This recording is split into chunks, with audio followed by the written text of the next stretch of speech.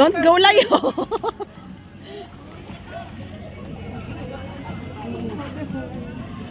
Wala ko na ito sigali sa layo.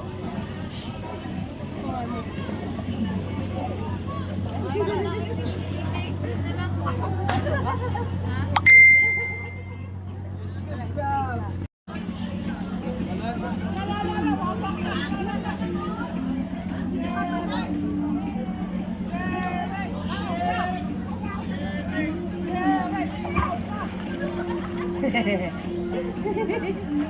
Oh, ay, lagi open na mo.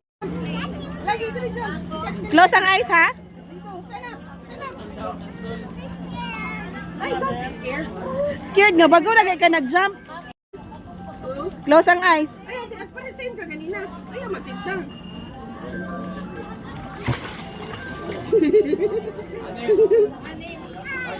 Again. Tarong nga.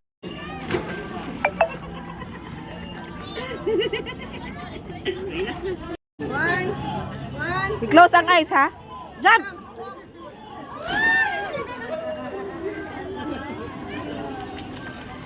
Good job, good job. For beach resort. Ayan.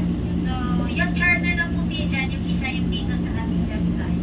Yan po yung sasakyan ninyo if you want to overnight stay for beach resorts and Malipano Island.